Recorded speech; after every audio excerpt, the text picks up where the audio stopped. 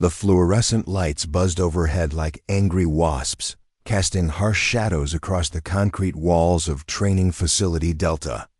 Agent Rachel Torres sat perfectly still in the metal folding chair, her posture relaxed despite the hostile environment surrounding her. To the dozen FBI trainees watching through the one-way mirror, she looked like someone's aunt who'd gotten lost on her way to a PTA meeting. Her graying brown hair was pulled back in a loose bun, wisps escaping to frame a face, lined with laugh lines and crow's feet. She wore a simple navy blazer over khaki pants, sensible flats, and carried herself with the gentle confidence of an elementary school teacher rather than a federal agent. Before we jump back in, tell us where you're tuning in from, and if this story touches you, make sure you're subscribed, because tomorrow I've saved something extra special for you. The mockery started before she even entered the interrogation room. Training instructor Marcus Reeves, a 28-year-old former Marine with muscles that strained his tactical vest, leaned against the observation window with his arms crossed. His perfectly groomed beard and piercing green eyes had made him popular with the female trainees, though his arrogance had made him few friends among the teaching staff. He watched Rachel settle into her chair and shook his head with theatrical disgust. "This is what they're sending us now?" He muttered loud enough for everyone to hear. "My grandmother could run a better interrogation." The trainees around him snickered nervously, uncertain whether they were supposed to laugh at their instructor's jokes or maintain professional decorum. Most chose the safer option of echoing his disdain, their whispers carrying through the cramped observation room like a spreading infection. Rachel appeared oblivious to the commentary, her attention focused on the file folder spread across the scarred metal table. Her fingers, adorned with a simple gold wedding band and short, practical nails, traced the edges of documents that contained some of the most classified intelligence reports in the federal database. The subject she was about to face had been captured 3 days earlier in a raid on a warehouse outside Portland, and his silence had frustrated every interrogator who'd tried to crack him. Hassan al-Rashid was a ghost made flesh, a 45-year-old Syrian national who'd spent the last decade orchestrating attacks across 3 continents. His network had been responsible for embassy bombings in Jakarta, market attacks in Istanbul, and a thwarted subway bombing in Washington, D.C. that would have killed hundreds if not for a last-minute intelligence breakthrough every agency wanted him to talk, but so far he'd remained as silent as stone, staring at his interrogators with dark eyes that seemed to measure their souls and find them wanting. The holding room next door was a study in calculated intimidation. The walls were painted an aggressive shade of institutional green that psychologists claimed could induce anxiety in subjects. The temperature was kept uncomfortably warm, the air thick with the scent of industrial disinfectant and fear sweat from previous interrogations. A single camera mounted in the corner recorded everything with unblinking digital eyes, its red recording light pulsing like a heartbeat. Reeves adjusted his tactical vest and checked his service weapon for the 3rd time in 10 minutes. He'd volunteered to demonstrate proper interrogation techniques on al-Rashid after the previous 3 attempts had yielded nothing but smug silence. His confidence radiated through the room like heat from a furnace, and several trainees had already pulled out phones to record what they assumed would be a masterclass in breaking terrorist resolve. "Watch and learn, people," Reeves announced, his voice carrying the authority of someone who'd never doubted his own competence. "This is how you handle hardcore subjects who think they're untouchable." He cracked his knuckles and rolled his shoulders, warming up like a prizefighter preparing for battle. The trainees pressed closer to the observation window, eager to witness what promised to be an educational display of interrogation prowess. Rachel continued reading her file, occasionally making notes in the margins with a blue pen that looked like it came from a dollar store. Her concentration was absolute, as if she were reviewing lesson plans rather than psychological profiles of international terrorists. The contrast between her mundane appearance and the gravity of the situation was so stark that several trainees began to wonder if there'd been some kind of administrative error. The door to the interrogation room opened with a metallic screech that echoed through both chambers. 2 guards escorted Hassan al-Rashid into the chair across from Rachel, his orange jumpsuit bright against the muted colors of the room. Even in restraints, he moved with predatory grace, his dark eyes scanning the environment with the calculating attention of a professional survivor. Scars crisscrossed his hands and forearms, souvenirs from conflicts in places that didn't appear on civilian maps. Al-Rashid's face was angular and weathered, carved by years of desert sun and underground living. His beard was streaked with gray, cropped close in accordance with prison regulations, but his eyes remained sharp and alert despite 3 days of interrogation attempts.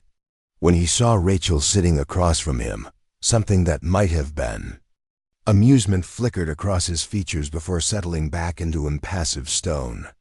Reeves burst through the door with the subtlety of a battering ram, his boots echoing on the concrete floor as he positioned himself between al-Rashid and the exit. His presence filled the room with aggressive energy, every movement designed to project dominance and control. He slammed his hands on the table hard enough to make the metal ring like a struck bell, his face inches from the terrorist's calm expression. "Listen up, Hassan," Reeves began, his voice pitched low and threatening. "We know about the cells in Chicago. We know about the weapons cache in Detroit. We know about the money transfers to the Cayman accounts." Each statement was delivered with increasing intensity, building toward what he clearly expected would be a dramatic confession. Al-Rashid's response was to lean back slightly in his chair and smile. The interrogation that followed was painful to watch. Reeves employed every technique from the FBI handbook, shifting between aggression and false friendship, between promises of leniency and threats of eternal imprisonment. He paced the room like a caged animal, his voice rising and falling in carefully modulated waves designed to break down psychological defenses. For 47 minutes, he performed a one-man show of interrogation theater while al-Rashid sat in perfect silence, his expression never changing from one of mild curiosity. Through the observation window, the trainees watched with growing discomfort as their instructor's confidence slowly transformed into frustration. Sweat beaded on Reeves' forehead despite the air conditioning, and his carefully groomed appearance began to wilt under the pressure of public failure. Several trainees exchanged glances, unsure whether they were witnessing a teaching moment or professional humiliation.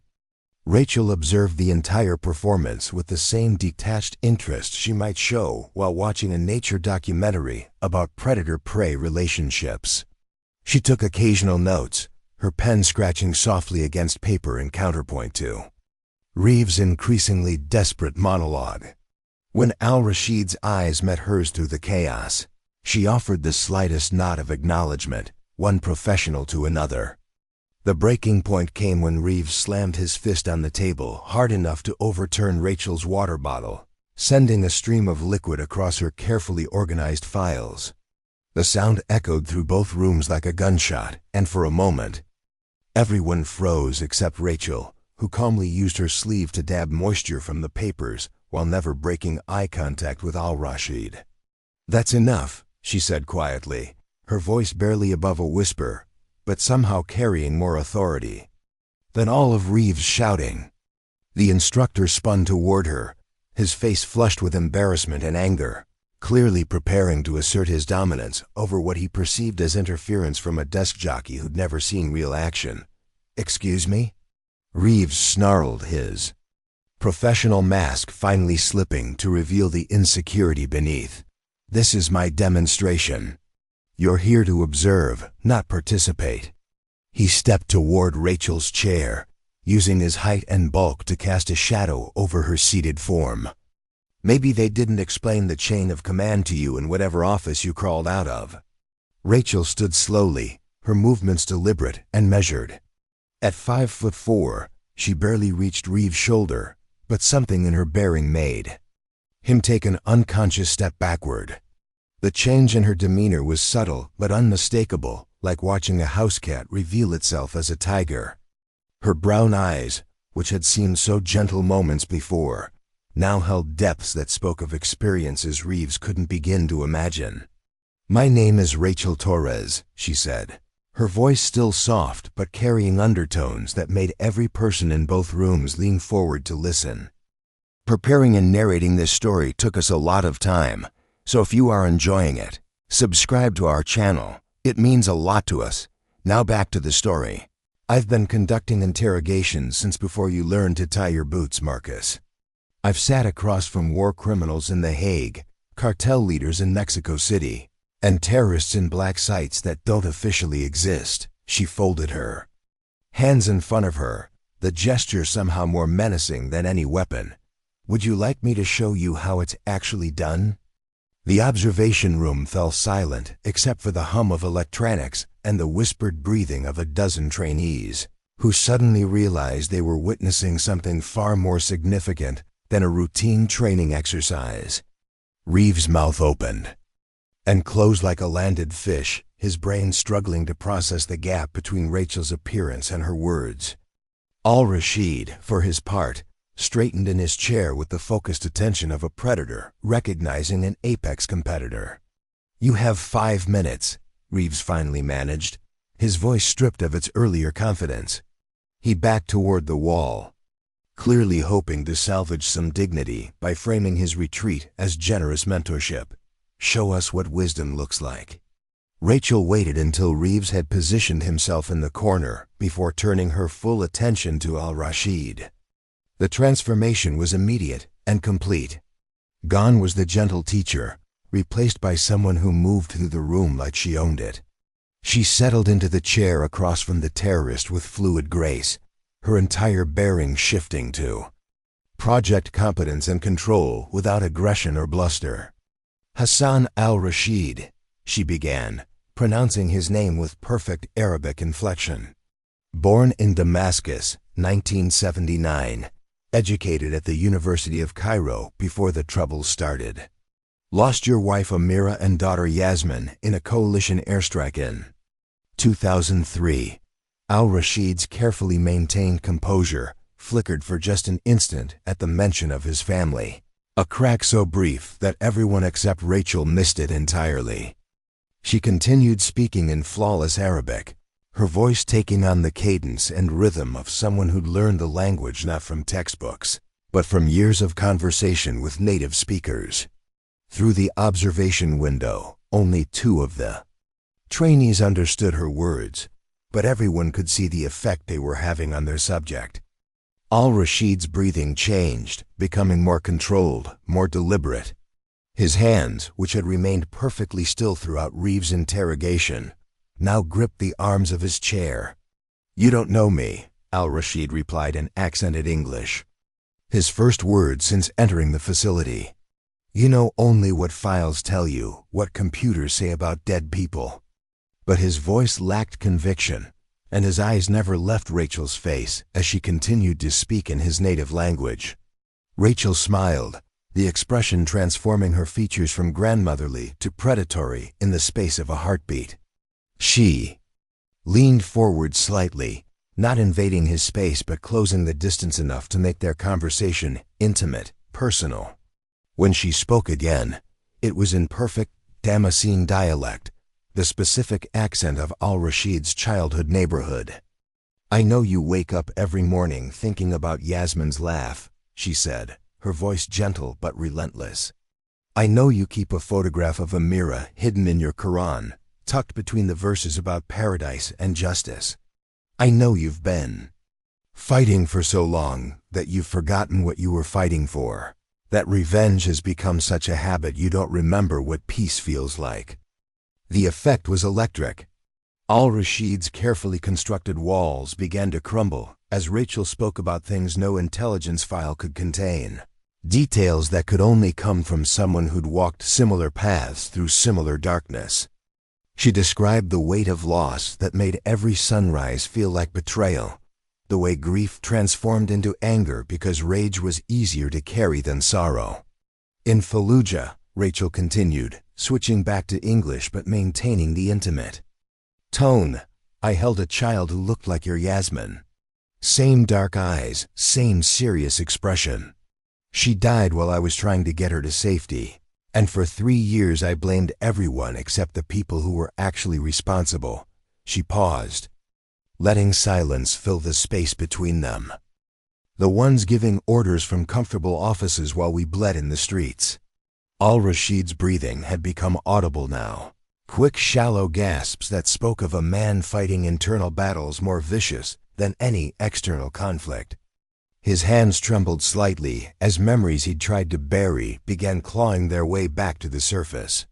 Rachel had somehow found the exact pressure point where his professional resolve met his human vulnerability, and she was applying force with surgical precision. They told you the Americans were responsible for Amira's death, Rachel said, her voice now carrying the weight of absolute certainty. They showed you satellite photos of the building, witness statements, evidence that looked convincing because you needed someone to blame. But it wasn't Americans who called in those coordinates, was it Hassan? The question hung in the air, like smoke from a funeral pyre. Al-Rashid's face had gone pale beneath his weathered complexion, sweat beading on his forehead as Rachel continued to dismantle the narrative that had sustained his hatred for 2 decades. In the observation room, the trainees watched in stunned silence as their subject began to shake, his entire body vibrating with suppressed emotion. It was your own people, Rachel pressed, her voice still gentle but implacable as gravity.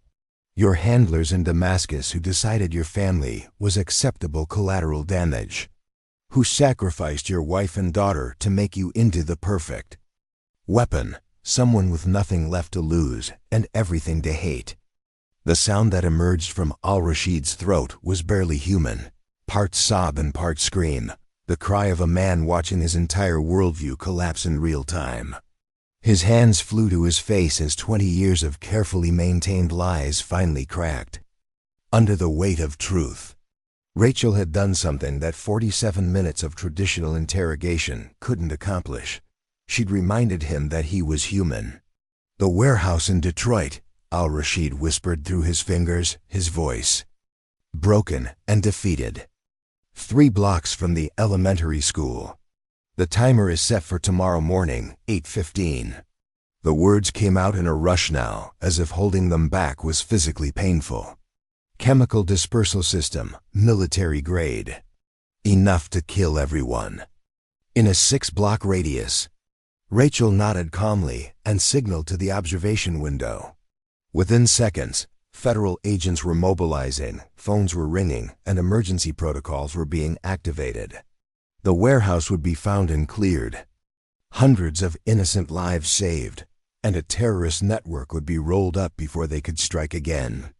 All accomplished in less than 5 minutes by a woman who looked like she should be teaching 2nd grade rather than breaking international criminals.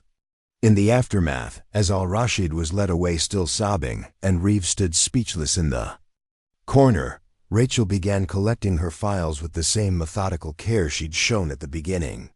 The transformation back to gentle teacher was as complete as her earlier shift to interrogation specialist, leaving everyone who'd witnessed it wondering if they'd imagined the entire exchange. How? Reeves finally managed, his voice small and chastened. How did you know all that? About his family, about Damascus, about what really happened. Rachel looked up from her papers, her brown eyes once again kind and patient. Because 23 years ago, I was the intelligence analyst who processed the original strike request. I was the one who flagged the building as containing high-value targets, based on communications intercepts and satellite imagery. She closed the folder with a soft thud. I was also the one who discovered, 3 months too late, that the intelligence had been fabricated by Syrian operatives who wanted to eliminate al-Rashid's family for their own political reasons. The weight of that revelation settled over the room like falling snow. Rachel had spent more than 2 decades carrying the knowledge that her analysis had contributed to the death of innocents, that her work had helped create the very terrorist she'd just broken. The guilt and responsibility she bore made her connection to al-Rashid genuine rather than manufactured, a shared trauma that allowed her to reach him where others had failed. "We all have ghosts," she said quietly, gathering her belongings. "The difference between people like Hassan and people like us is what we choose to do with them. He let his ghosts make him into something monstrous. We have to let ours make us into something better." She walked toward the door with the same understated grace she'd displayed throughout the encounter, pausing only when Reeves called her name. His voice was different now, stripped of arrogance and filled with something approaching respect. "Agent Torres," he said, and she noted the use of her proper title rather than the dismissive tone he'd employed earlier. "I apologize for my behavior. I clearly had no idea who you were or what you were capable of." Rachel smiled, the expression transforming her face from stern professional back to approachable mentor. "That's exactly the point, Marcus. The moment you think you know everything about someone based on their appearance or their file, you've lost the ability to truly see them." Hassan spent 20 years seeing Americans as faceless enemies rather than people with their own stories and motivations. You spent 47 minutes seeing him as a problem to be solved rather than a human being to be understood. She opened the door but paused before leaving, her final words directed not just to Reeves, but to all the trainees watching through the glass. Real interrogation isn't about intimidation or psychological tricks. It's about connection, about finding the shared humanity that exists even in our enemies. The moment you forget that the person across from you is someone's child, someone's parent, someone who has loved and lost and hoped and feared, you've already failed. The hallway beyond was filled with activity as federal agents coordinated the response to al-Rashid's information. Rachel moved through the chaos with practiced invisibility. Just another middle-aged woman in sensible shoes navigating government bureaucracy. None of the rushing agents gave her a second glance, which was exactly how she preferred it. Director Patricia Walsh found her in the parking garage 20 minutes later, standing beside a Honda Civic that looked like it belonged to a suburban soccer mom rather than one of the FBI's most effective interrogation specialists. Walsh was Rachel's age but carried herself with the crisp authority of someone who'd climbed every rung of the federal ladder through competence rather than politics. "Hell of a performance in there," Walsh said, leaning against the concrete pillar next to Rachel's car. "How long before the Detroit team reaches the warehouse?" 47 minutes, Rachel replied, checking her watch. Hassan wasn't lying about the timer. He's been carrying that guilt for 3 days, waiting for someone who understood enough to ask the right questions. She unlocked her car door but didn't immediately get in. "How many people will we save?" Preliminary estimates suggest anywhere from 300 to 800, depending on wind patterns and population density. Walsh's expression was grim but satisfied. "The elementary school alone has 430 students and staff. Without your breakthrough, we'd be looking at the worst domestic terror attack since Oklahoma City." Rachel nodded, filing away the numbers with the same methodical precision she applied to everything else. In her line of work, success was measured in lives saved rather than arrests made, in disasters prevented rather than headlines generated. The public would never know how close they'd come to catastrophe, would never learn the names of the children who would go home safely because a grieving terrorist had finally found someone who understood his pain.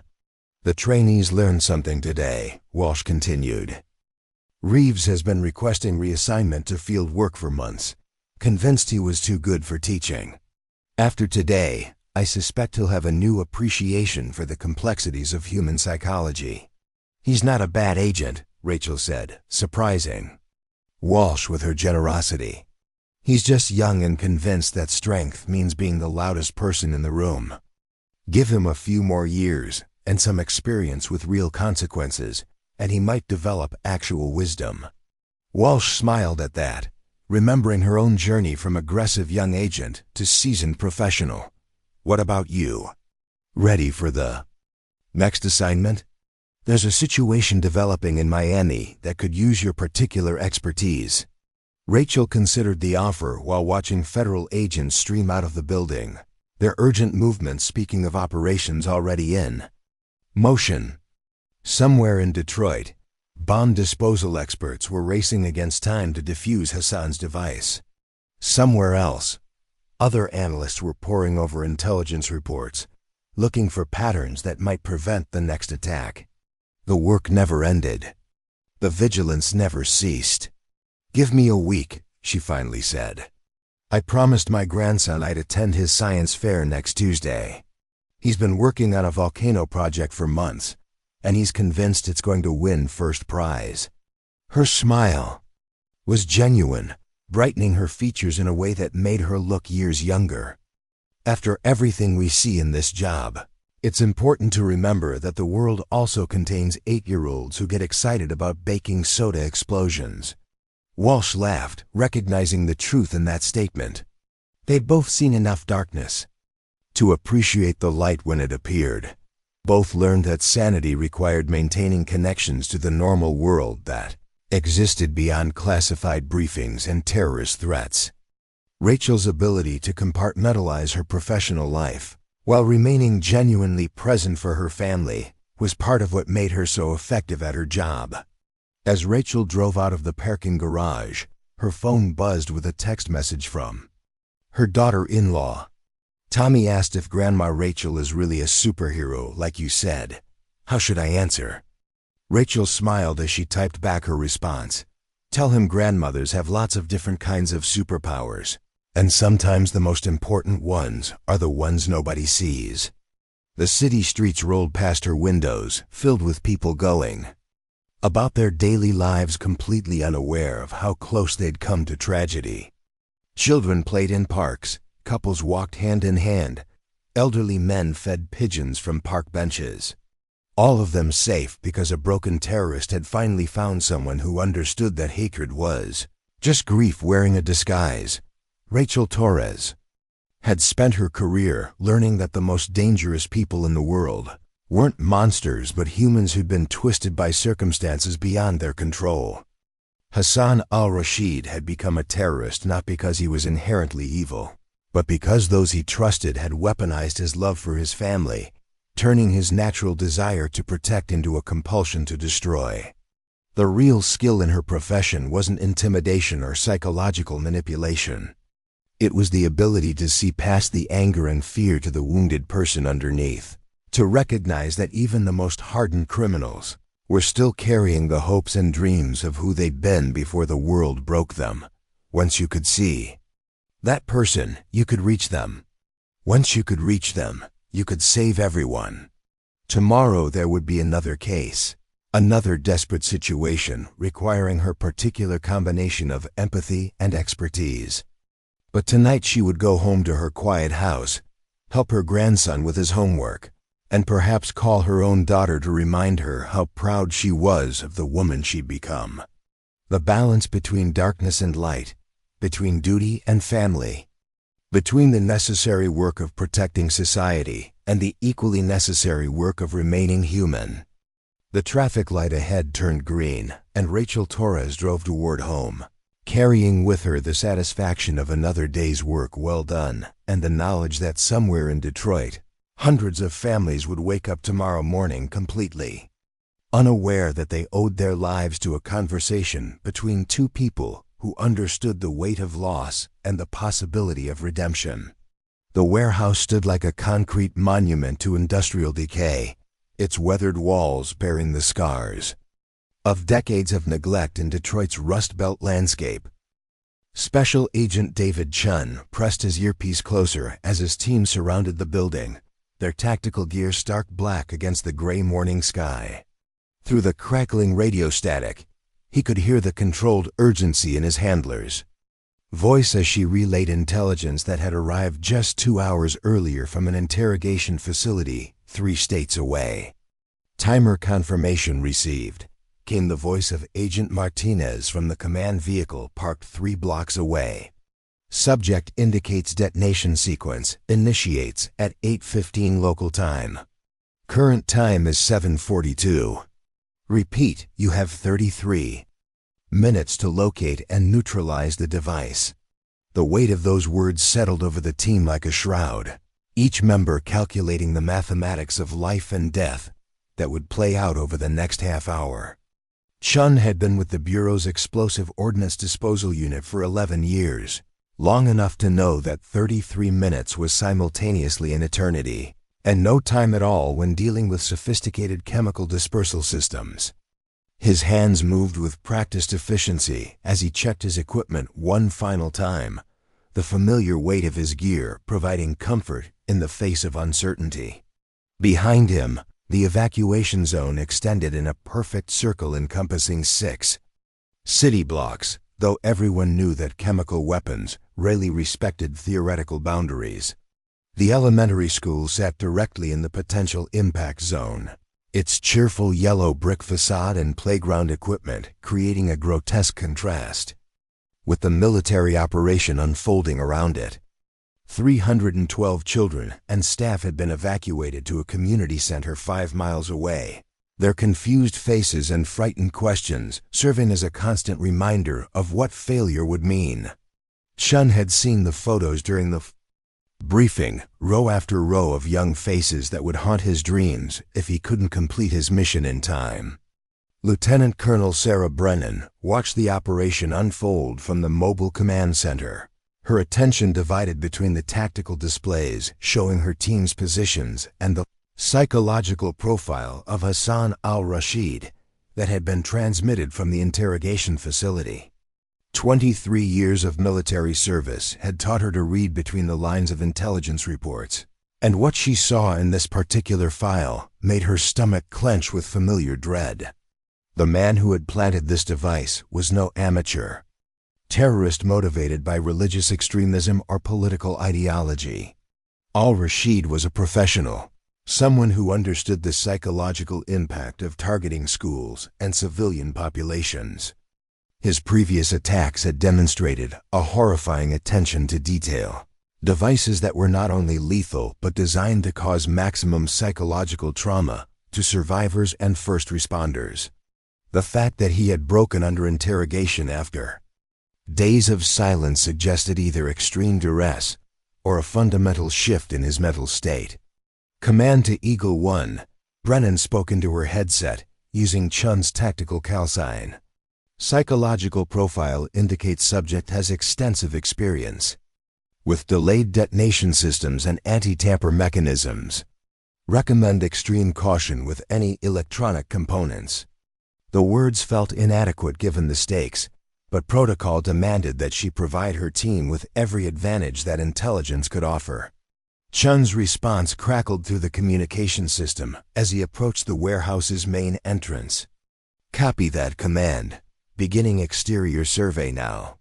His voice carried the steady calm that came from years of training and the absolute necessity of maintaining focus when lives hung in the balance. Around him, his team spread out to cover every possible entry point, their movements choreographed through countless hours of practice and real-world experience. The warehouse's exterior revealed nothing immediately suspicious, which itself was cause for concern. Al-Rashid's previous devices had been hidden in plain sight, disguised as everyday objects that would attract no attention from casual observers.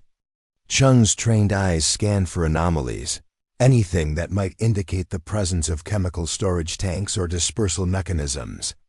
The autumn wind carried the scent of rust and decay from the surrounding industrial district, masking any chemical odors that might provide clues to the device's location. Inside the warehouse, shadows stretched across empty concrete floors where legitimate businesses had once thrived.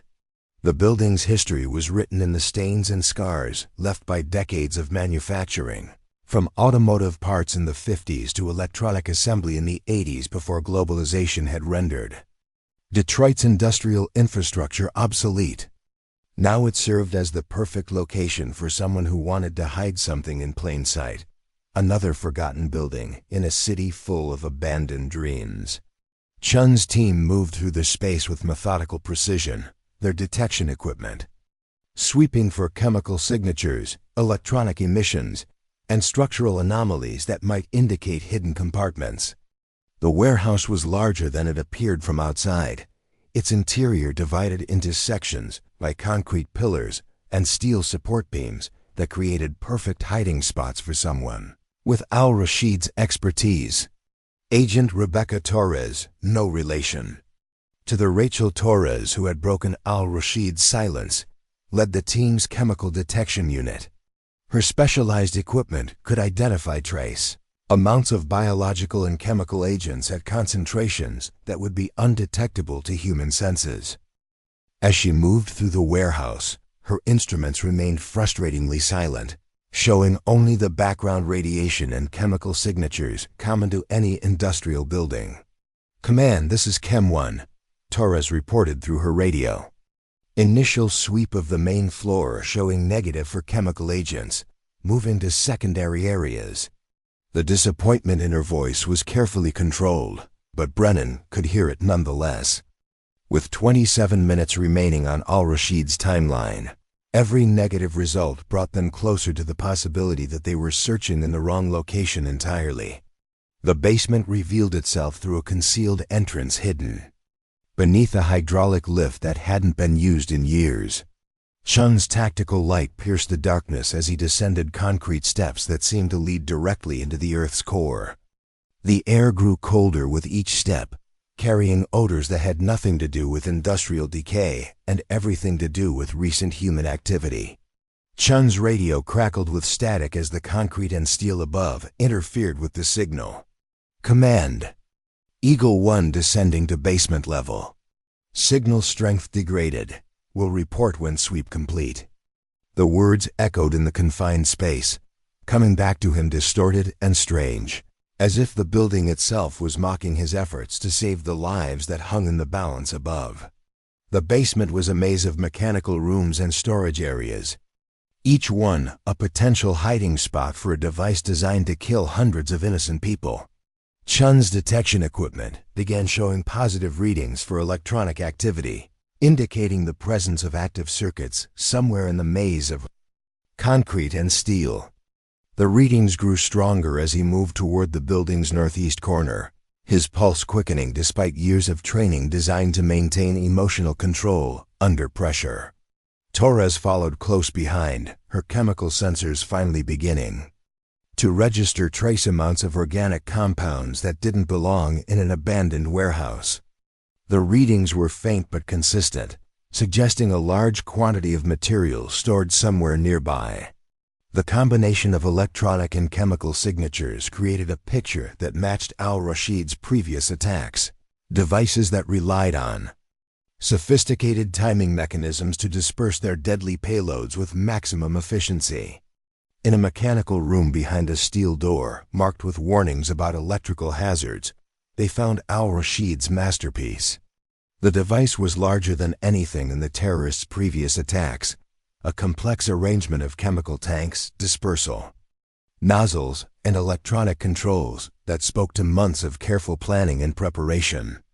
Chun's trained eye immediately identified the military-grade components, equipment that could only have been acquired through connections to active terrorist networks or sympathizers within legitimate chemical companies. "Command, Eagle 1. Device located. Initiating assessment protocol." Chun's words were delivered with professional calm, but inside he felt the familiar mixture of fear and fascination that came with examining the work of someone who understood death as thoroughly as he understood life. Al-Rashid had built something that would have turned 6 city blocks into a chemical wasteland, an area that would have remained uninhabitable for years after the initial attack. The timer display showed 18 minutes and 37 seconds, the red digital numbers counting down with electronic precision toward a moment that would define the rest of Chun's life, regardless of the outcome. Success would mean hundreds of lives saved and another terrorist plot foiled. Failure would mean a level of civilian casualties that would haunt him and his team for whatever remained of their careers and lives. Brennan's voice crackled through the radio with an update that made Chun's blood run cold. Eagle 1, intelligence update from Interrogation team.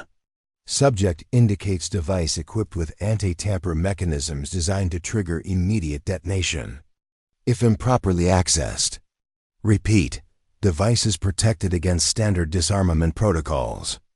The words hung in the air like a death sentence, transforming what should have been a routine explosive ordnance disposal operation into something far more dangerous. Chun studied the device with new eyes, looking for the telltale signs of the booby traps that al-Rashid had described to his interrogator. The chemical tanks were connected to the dispersal system through a network of tubes and valves that could be designed to trigger if disturbed. The electronic components were housed in a sealed container that might be rigged to explode if opened incorrectly. Every element of the device represented a potential trap for someone trying to save the lives it was designed to take. Torres had connected her chemical analysis equipment to the ventilation system, providing real-time data about the compounds stored in al-Rashid's tanks. The readings confirmed their worst fears: military-grade chemical agents that would create a toxic cloud capable of killing every living thing within the predicted impact zone. The elementary school, the residential neighborhoods, the small businesses that struggled to survive in Detroit's changing economy, all would become casualties of one man's twisted interpretation of justice. 16 minutes remaining, Chun announced, more to himself than to the command team monitoring his progress. His hands moved with surgical precision as he examined the device's construction, looking for any weakness that might allow him to disarm it without triggering the anti-tamper mechanisms. Al-Rashid had clearly anticipated this moment, building his weapon with the knowledge that experts would eventually attempt to neutralize it. The breakthrough came from an unexpected source. Agent Torres noticed an anomaly in the chemical readings that didn't match the profile of the agents stored in the main tanks. A secondary chemical signature suggested the presence of a neutralizing compound, something that could render the primary agents harmless if properly deployed. The realization hit them simultaneously. Al-Rashid had built a failsafe into his own weapon. "Command, Chem 1, Torres reported with barely controlled excitement. "Device appears to include neutralization system. Secondary chemical storage. Showing compounds consistent with binary opposition to primary agents." The technical language obscured what might be their salvation. Al-Rashid had given them a way to destroy his weapon from the inside. Chun's mind raced through the implications as he studied the device's internal configuration. If Torres was correct, they might be able to trigger the neutralization system without disarming the primary mechanism, essentially turning al-Rashid's weapon against itself. The approach was risky, requiring them to activate portions of the device rather than simply shutting it down. But with 13 minutes remaining on the timer, conventional approaches were no longer viable. The decision to attempt the neutralization protocol was made at the highest levels of the command structure, with input from chemical weapons experts, explosive ordnance specialists, and the psychological profile team that had analyzed al-Rashid's behavior patterns. The consensus was clear. The terrorist had built his weapon with the subconscious desire to be stopped, incorporating a solution that could only be discovered by someone with the expertise to understand his psychological state. Chun's hands moved with practiced precision as he accessed the secondary chemical system, bypassing the primary timing mechanism to reach the neutralization compounds that al-Rashid had hidden within his own device. The process required him to trust his training completely, to act on instincts developed through years of experience with similar systems. Every movement was calculated, every decision made with the knowledge that millions of lives hung in the balance. Torres monitored the chemical reactions as Chen activated the neutralization sequence, her equipment tracking the deployment of compounds that would render al-Rashid's chemical agents harmless. The process was slower than they had hoped, requiring several minutes for the neutralizing agents to reach effective concentrations throughout the dispersal system. The timer continued its relentless countdown, showing 8 minutes and 43 seconds when the neutralization readings finally reached acceptable levels. "Command, Eagle 1 and Chem 1, Chun reported with evident relief. "Primary chemical agents neutralized. Proceeding with electronic disarmament of timer mechanism." The words carried a weight of professional satisfaction that came from a job well done under impossible circumstances. Around them, the warehouse seemed to exhale with relief, as if the building itself understood that disaster had been averted. The final phase of the operation required Chun to disarm the timing mechanism while leaving the anti-tamper systems intact, essentially freezing the device in a safe configuration that could be analyzed by intelligence specialists. The process was delicate, requiring him to trace the electronic pathways that al-Rashid had designed, while avoiding the triggers that would have activated the dispersal system. With 3 minutes and 17 seconds remaining on the original timer, Chun successfully isolated the detonation circuit, rendering the device harmless while preserving its intelligence value for future investigations. The warehouse fell silent except for the sound of his team's breathing and the distant noise of the city beyond, completely unaware of how close it had come to catastrophe. The evacuation zone was lifted 47 minutes later after Chun's team had completed their analysis of al-Rashid's device and confirmed that all chemical agents had been successfully neutralized. Children returned to their elementary school for lunch, completely unaware that their morning displacement had saved their lives. Parents went back to work, shopkeepers reopened their stores, and life in Detroit continued with the rhythm that marked every ordinary day in an extraordinary world. Agent Torres completed her final chemical analysis as the warehouse was secured and prepared for investigation by intelligence specialists. Her report would become part of the case file that would eventually put al-Rashid in federal prison for the rest of his life. But more importantly, it would provide information that might prevent future attacks by terrorists who had learned from his techniques.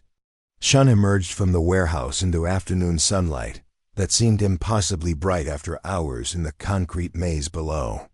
His tactical gear felt heavier than usual, weighted down by the knowledge of what they had prevented, and the understanding that similar devices might be hidden in similar buildings across the country.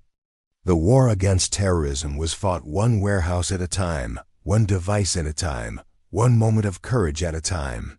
Brennan met him at the command vehicle, her expression combining professional satisfaction with the exhaustion that came from orchestrating operations where failure meant mass casualty events.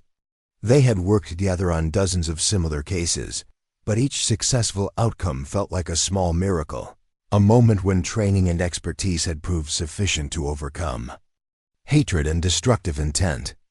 "Hell of a job," Brennan said, offering Chun a bottle of water and an energy bar that tasted like cardboard but provided the calories his body needed after hours of intense concentration. Intelligence indicates this was the primary device in al-Rashid's network. Secondary cells are being rolled up as we speak. The words carried implications that extended far beyond their immediate success. Terrorist networks disrupted, future attacks prevented, lives saved in cities they would never visit. The drive back to the federal building took Chun through neighborhoods that showed Detroit's ongoing struggle to reinvent itself after decades of industrial decline. Abandoned factories stood next to new development projects, creating a patchwork landscape that spoke to both loss and hope. The people on the streets had no idea that their ordinary Tuesday had almost become one of the worst days in American history, and Chun preferred it that way. The debriefing took place in a conference room that smelled of stale coffee and bureaucratic tension, with representatives from multiple agencies seeking to understand how al-Rashid's plot had been discovered and neutralized. Chun's report was methodical and complete, covering every aspect of the device's construction and the techniques that had been used to disarm it safely. The psychological analysis of al-Rashid's behavior patterns provided insights that would be incorporated into training programs for future interrogators and bomb disposal specialists. The terrorist's inclusion of neutralization compounds in his own weapon suggested a level of internal conflict that could be exploited in similar cases. A weakness in the armor of absolute certainty that protected most extremists from doubt and second thoughts. Agent Torres presented her chemical analysis to a room full of specialists who understood the significance of every molecule and compound that al-Rashid had incorporated into his weapon. The sophistication of the device suggested access to resources and expertise that extended far beyond individual terrorist capabilities, indicating the presence of a support network that intelligence agencies would spend months tracking and disrupting. The case files would eventually fill several storage boxes in a secure facility outside Washington, adding to the accumulated knowledge that helped protect American cities from similar threats. Al-Rashid's interrogation had provided intelligence that led to arrests in 7 states and 3 foreign countries, disrupting the network that had taken years to establish and would take even longer to rebuild. Shun's final report included recommendations for improved detection equipment and training, protocols that could help future teams identify and neutralize similar devices more quickly. The lessons learned from al-Rashid's weapon would become part of the institutional knowledge that helped keep America safe from those who sought to destroy it. As evening fell over Detroit, Chun drove home to a suburban house that looked exactly like thousands of others in cities across the country. His wife greeted him at the door with questions about his day that he couldn't answer completely. Classified operations requiring him to maintain the fiction that he worked in routine government administration rather than life-and-death national security. The normalcy of domestic life provided a counterbalance to the intensity of his professional responsibilities, reminding him that the people he protected lived ordinary lives filled with ordinary concerns about mortgage payments, school districts, and weekend plans.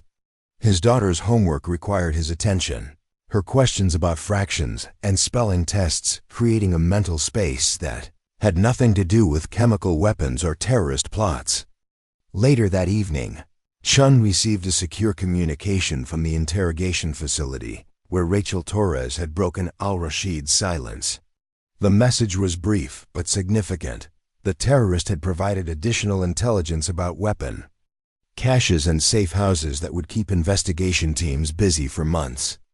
His psychological break had been complete, transforming him from a dangerous enemy into a valuable source of information about networks that threatened American security. The elementary school in Detroit held its annual science fair the following week, with children presenting projects about volcanoes, solar systems, and plant growth that represented their first steps into understanding how the world worked. Chun attended as a parent rather than a federal agent, watching his daughter explain her project about chemical reactions with the same enthusiasm that had driven him to disarm al-Rashid's weapon. The contrast between innocence and experience, between the world as children understood it and the reality that adults worked to maintain, reminded Chun why his job mattered beyond the technical challenges and professional satisfaction. Every device he disarmed, every terrorist plot he helped disrupt, every ordinary day he helped preserve, was ultimately about protecting the right of children to believe in volcanoes and chemistry sets rather than bombs and terror. Rachel Torres' name appeared in Chun's commendation letter as the interrogator whose breakthrough had made his success possible. But he would never meet her or understand the personal cost of her achievement. The network of professionals who protected American security operated in separate compartments, each contributing specialized expertise to missions that no single person could complete alone.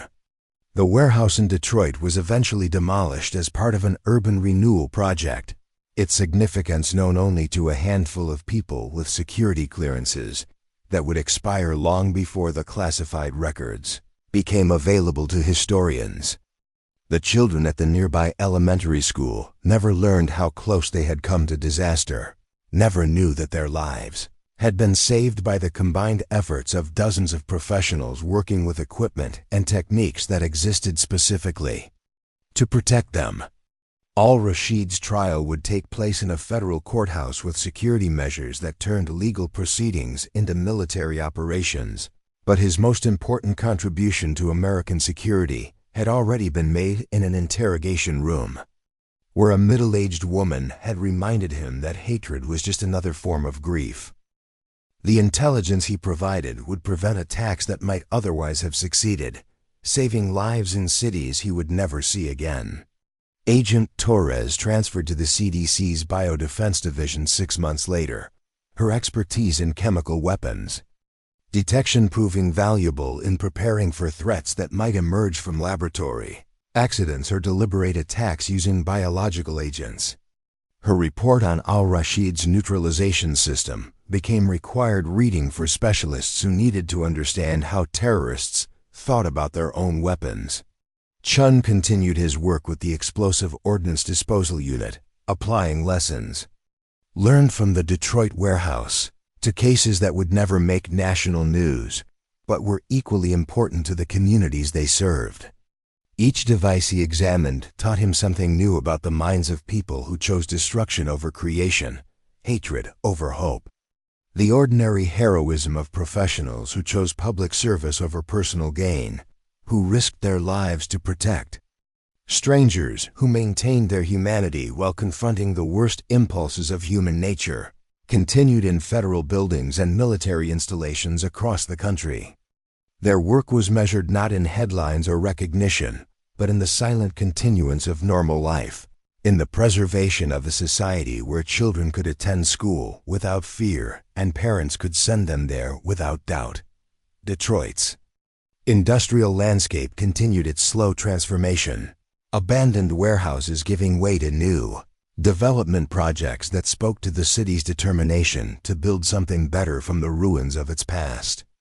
The elementary school that al-Rashid had targeted expanded its science program, adding new laboratories where students could explore chemistry and physics with the same curiosity that drove the professionals who protected them from those who would use science for destruction rather than discovery. The story of how close the city had come to catastrophe would never be told in its entirety. Classified records ensuring that the full truth would remain known only to those who had lived it. But the children who attended school the day after al-Rashid's device was neutralized would grow up in a world made slightly safer by the expertise and courage of people whose names they would never know, whose sacrifices they would never fully understand, whose daily work made their ordinary lives possible. The federal courthouse in downtown Philadelphia stood like a fortress against the October sky, its neoclassical columns and granite facade speaking to the permanence of justice in a world where truth often felt negotiable. Security barriers had transformed the surrounding blocks into a militarized zone, with federal marshals, FBI agents, and specialized tactical units, creating concentric rings of protection around the building where Hassan al-Rashid would finally face judgment for his crimes. Rachel Torres sat in the witness preparation room on the courthouse's 7th floor, reviewing her testimony one final time before taking the stand in what prosecutors were calling the most significant terrorism trial in over a decade. The room was deliberately austere, furnished with only a conference table, fluorescent lighting, and bulletproof windows that offered a view of the city below. She had spent countless hours in similar rooms over the past 6 months, working with federal prosecutors to ensure that her testimony would hold up under the intense scrutiny of a defense team that had already filed dozens of motions challenging everything from the interrogation's legality to the admissibility of evidence obtained through psychological pressure. Assistant U.S. Attorney Maria Santos entered the room carrying a briefcase that contained the culmination of 18 months of investigation, prosecution, and legal maneuvering. Santos had built her career on complex terrorism cases, But al-Rashid's trial represented something different. A chance to demonstrate that even the most sophisticated terrorist networks could be dismantled through patient, investigative work and skilled interrogation techniques rather than military force alone. "Ready for this?" Santos asked, settling into the chair across from Rachel with the practiced efficiency of someone who had conducted hundreds of similar conversations.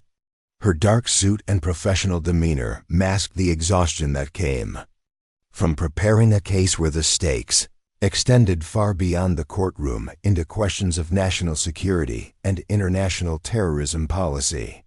Rachel nodded, her own appearance carefully chosen to project competence without intimidation. The same understated professionalism that had allowed her to connect with al-Rashid in the interrogation room would serve her well in front of a jury that needed to understand how a middle-aged woman had succeeded where traditional interrogation methods had failed. Her gray blazer and simple jewelry created an image of trustworthy expertise, someone who could be believed when she described the psychological techniques that had broken a terrorist's silence. The courtroom itself was a study in controlled tension, with security measures that transformed legal proceedings into something resembling a military tribunal. Metal detectors, armed guards, and explosive detection equipment created barriers between the public gallery and the legal proceedings, while encrypted communication systems allowed law enforcement officials to coordinate responses to any potential threats. Al-Rashid sat at the defense table wearing an orange jumpsuit that had become his uniform since his capture 14 months earlier. The man who had once commanded international terrorist networks now appeared diminished, his shoulders hunched and his eyes lacking the fierce intelligence that had made him such a dangerous adversary. The psychological breakdown that Rachel had triggered in the interrogation room had continued through months of solitary confinement and legal proceedings, transforming him from a defiant enemy into a broken shell of his former self. His defense team consisted of civil rights attorneys who had volunteered to represent him, despite the public hostility their decision had generated. Lead counsel Jennifer Walsh, no relation to FBI Director Patricia Walsh, had built her reputation defending unpopular clients whose cases raised important constitutional questions about the limits of government power and the rights of accused terrorists. Rachel's testimony began with her credentials, a recitation of education and experience that established her expertise in psychological interrogation, techniques, and cross-cultural communication. The prosecutors walked her through her background, methodically, building a foundation that would support her description of how she had identified and exploited al-Rashid's psychological vulnerabilities.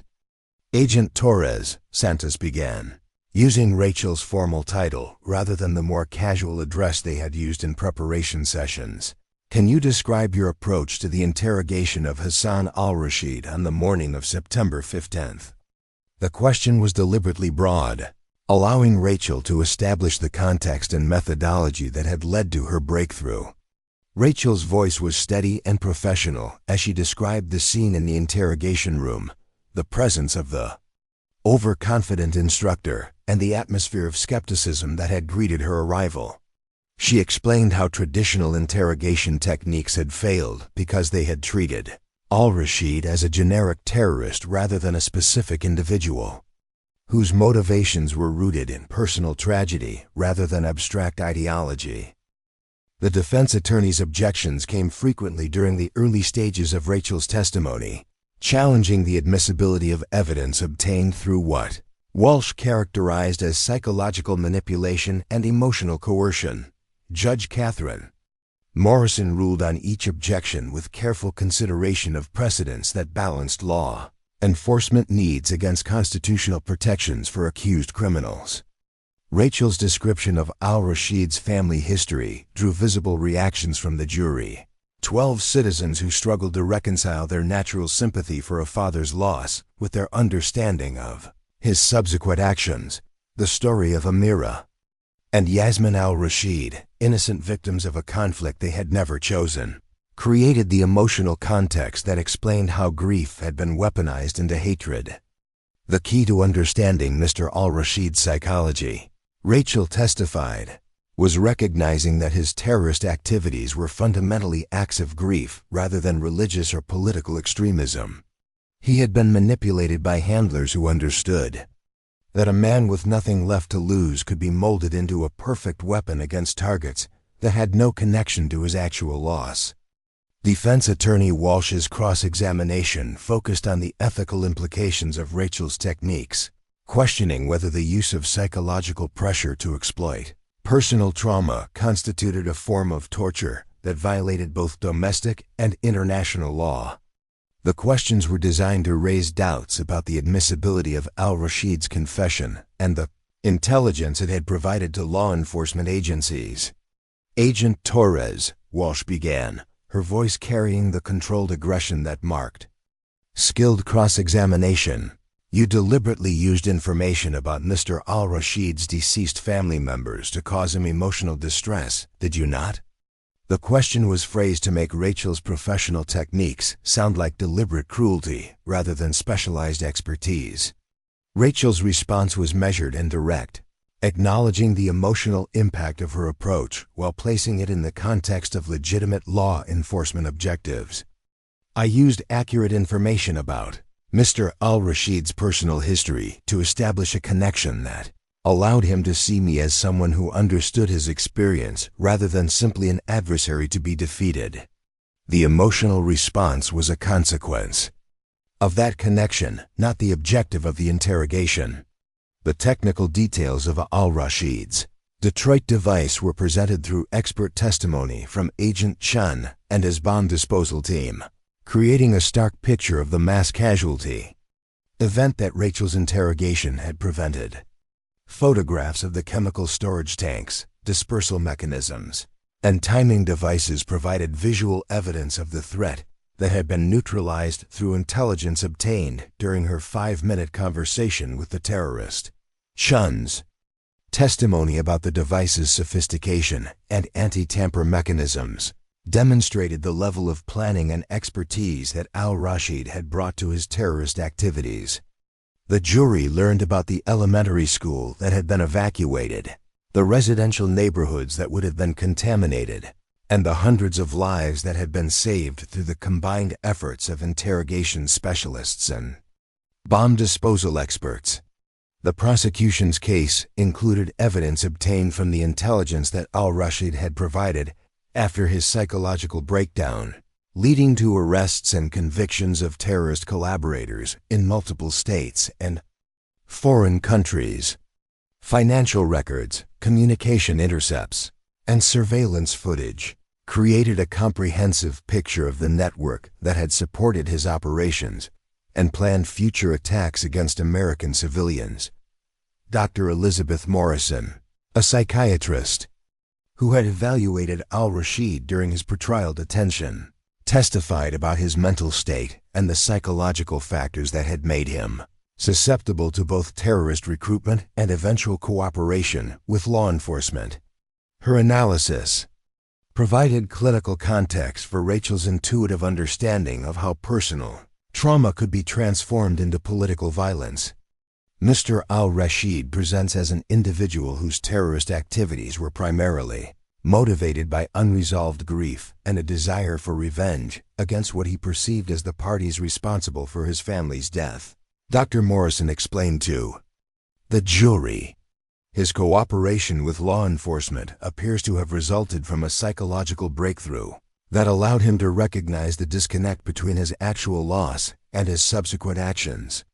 The defense's strategy focused on portraying al-Rashid as a victim of manipulation by both terrorist handlers and law enforcement interrogators, someone whose mental state made him incapable of making rational decisions about his cooperation with authorities.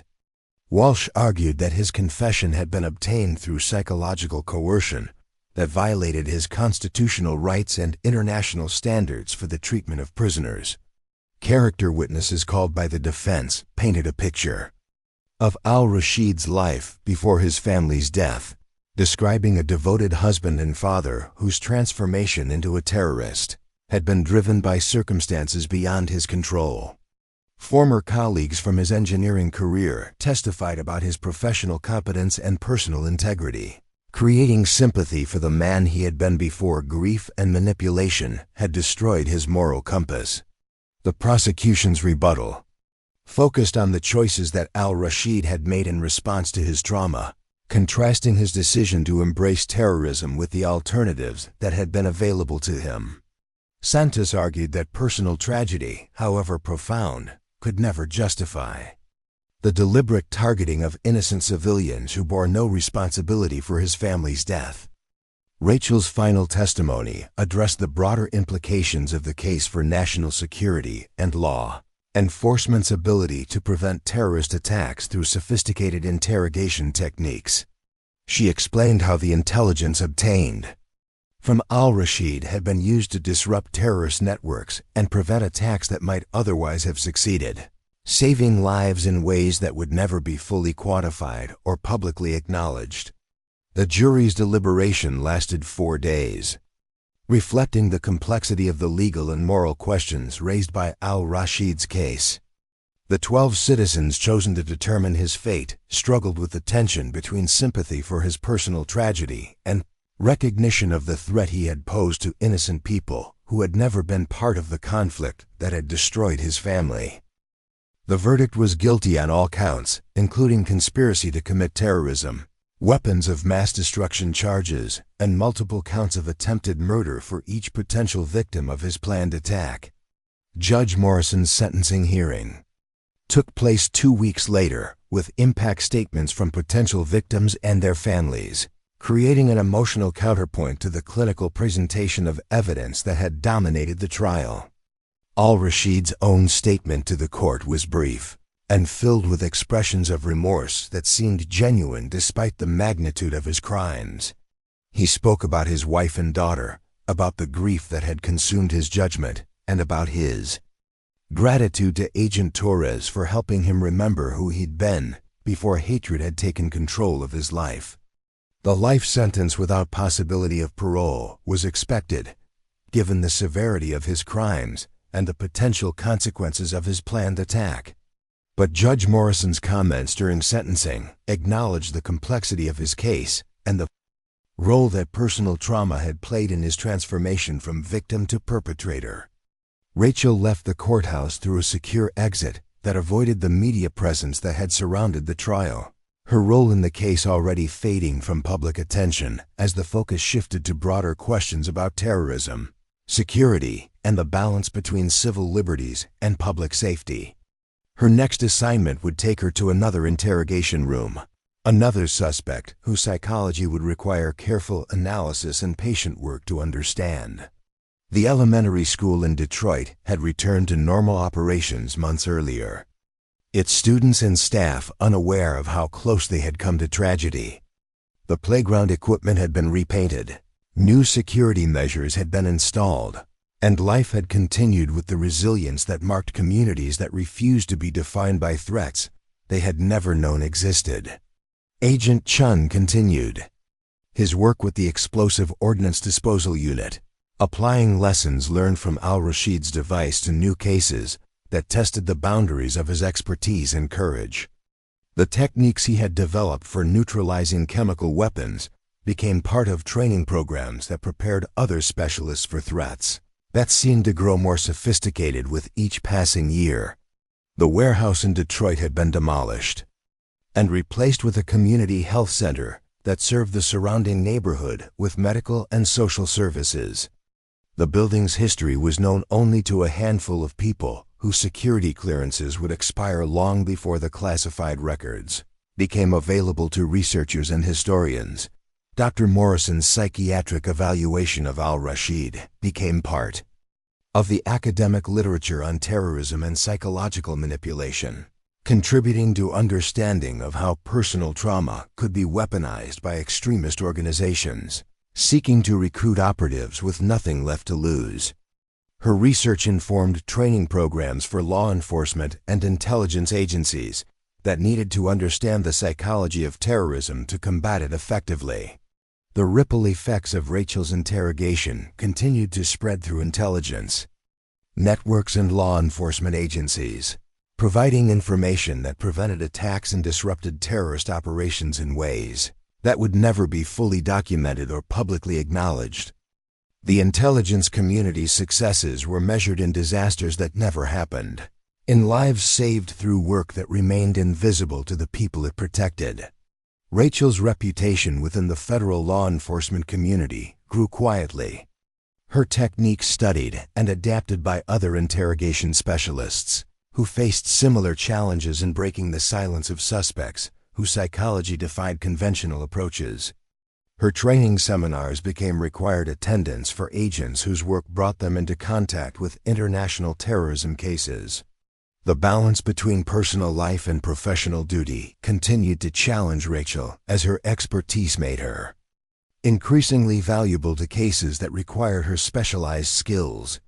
Her grandson's science fair project, her daughter's career advancement, and her own need for ordinary human connections competed with national security requirements that seemed to expand with each successful case. The courthouse in Philadelphia returned to its normal rhythm of civil and criminal cases that would never attract national attention or require the security measures that had surrounded al-Rashid's trial. The building's role in a significant terrorism case became part of its institutional history, adding to the accumulated precedents that would guide future legal proceedings involving national security and constitutional rights.